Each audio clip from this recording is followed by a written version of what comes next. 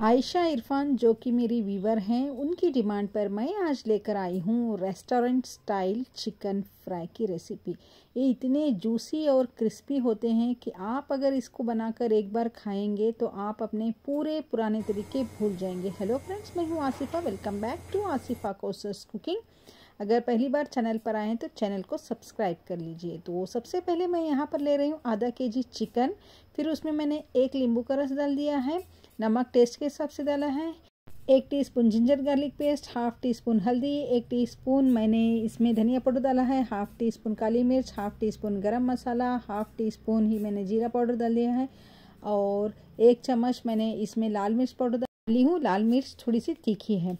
और 1 चम्मच मैंने इसमें दही डाल दिया है और थोड़ा सा रेड फूड कलर मैंने इसमें शामिल किया है। रेड फूड कलर आप अवॉइड करना चाहते हैं तो आप अवॉइड कर सकते हैं, क्योंकि हम रेस्टोरेंट स्टाइल बना रहे हैं तो इसलिए मैंने इसमें थोड़ा सा डाल दिया है।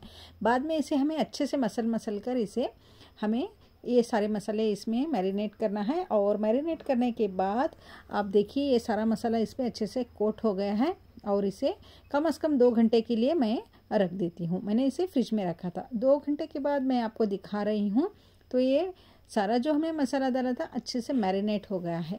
तो अब इसमें हम डालेंगे 1 अंडा, उसे जर्दी के साथ में ही हमें डालना है। फिर इसमें मैं डाल रही हूँ 1 टेबलस्पून कॉर्नफ्लोर मैंने डाला है, 2 टेबलस्पून मैंने यहाँ पर मैदे का इस्तेमाल किया है। फिर थोड़ी सी कसूरी मेथी को मैंने हाथ से क्रश कर लिया था, उसे भी मैंने इसमें डाल दिया है। ये मैं 1 टेबलस्पून तिल डाल रही हूँ, ये ऑप्शनल है, चाहे तो आप डाल सकते हैं या तो आप इसे स्किप भी कर सकते हैं।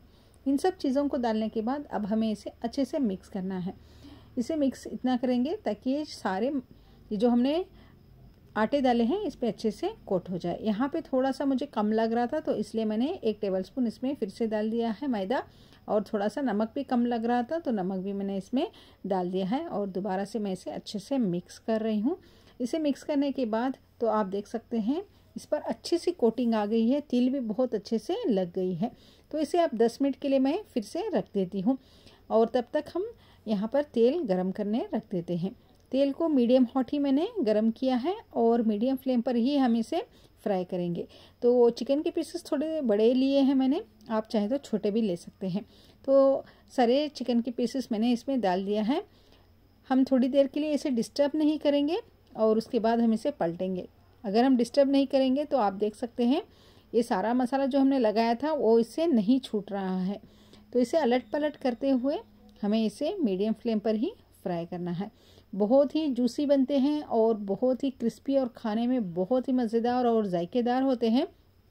तो आप देख सकते हैं इस पर बहुत खूबसूरत कलर भी आए हैं और ये देखने में बहुत टेस्टी भी लग रहे हैं। अब इसे हम एक प्लेट में निकाल लेते हैं और उसी तरह से बचे हुए सारे चिकन को हम इसमें फ्राई कर लेते हैं। अगर वीडियो आपको थोड़ी सी भी अच्छी लग रही है तो वीडियो को लाइक ज़रूर करिएगा और अगर पहली बार चैनल पर आए हैं तो चैनल को सब्सक्राइब कर लीजिए और साथ में दिए गए बेल को प्रेस करना ना भूलिएगा।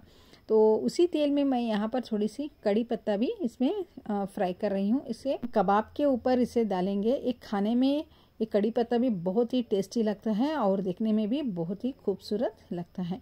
तो कड़ी पत्ते को अब मैंने फ्राई करके देखिए इसे अब मैंने एक प्लेट में निकाल कर सर्व कर लिया है और इसे नींबू और कटी हुई प्याज और हरी चटनी के साथ सर्व कर सकते हैं।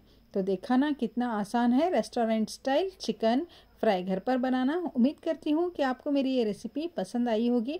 अगर रेसिपी अच्छी लगी तो इसे लाइक शेयर और चैनल को सब्सक्राइब करना ना भूलिएगा। तो देखिए आप यहाँ पर अंदर से ये कितनी जूसी लग रहे हैं। अगर हम चिकन को ज़्यादा फ्राई करेंगे तो वो उतने जूसी नहीं बनेंगे और वो बहुत कड़क हो जाते हैं, इसलिए चिकन को हमें ज़्यादा फ्राई नहीं करना है। आप भी इस कबाब को अपने घर में बनाइए और रेस्टोरेंट स्टाइल कबाब का मज़ा अपने घर में लीजिए और हमें अपना फीडबैक देना ना भूलिएगा। मिलती हूँ एक आसान और नई रेसिपी के साथ, तब तक के लिए thank you for watching my channel.